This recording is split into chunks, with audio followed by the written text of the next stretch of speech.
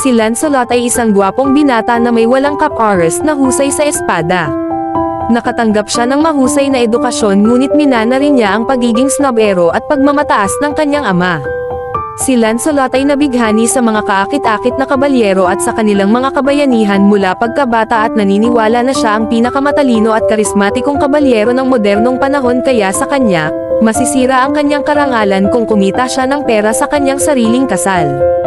Kaya, umalis si Lancelot sa bahay pagkatapos ng isang katawa-tawang tunggalian sa kanyang ama na humantong sa isang seryosong pagtatalo.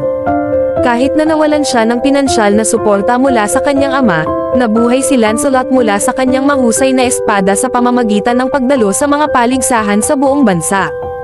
Hindi siya natalo sa laban sa arena at binibigkas ang kanyang motto ng pamilya na, "Thorns remain should petals fall," habang pinipirmahan ang kanyang inisyal sa katawan ng kanyang kalaban gamit ang kanyang espada. Malaya sa kontrol ng kanyang ama, nagsimulang magpakatanga si Lancelot sa mga babae, at kumalat sa buong imperyo ang mga kwento ng kanyang mga romantikong relasyon. Pabiro siyang tinawag ng mga tao na Blade of Roses.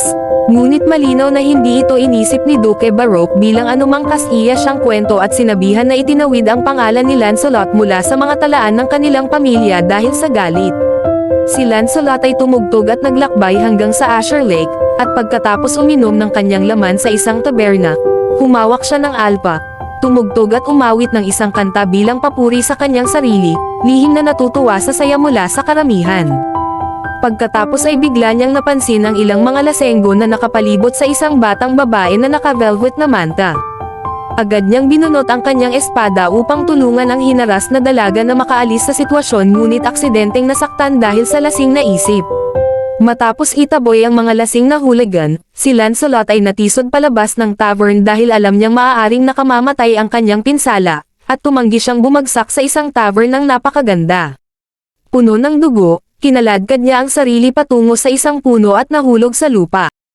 Bago siya nawalan ng malay, nakita niya ang isang pares ng kumikinang na pakpak ng sin, baka ang mga anghel ang dumarating para tanggapin ang kanyang kaluluwa sa langit. Nagising si Lancelot nang makita siyang nakahiga sa isang kama na may mga bendahin na nakapulupot sa kanyang dibdib, isang matikas na dalagang pagod na nakangiti sa kanyang sarili.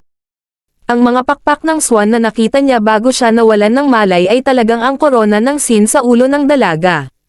Inakala ni Lancelot na hindi pa siya nakakita ng napakagandang mukha at inosente, ngunit halos hindi siya makapagsalita bago muling nakatulog ng mahimbing.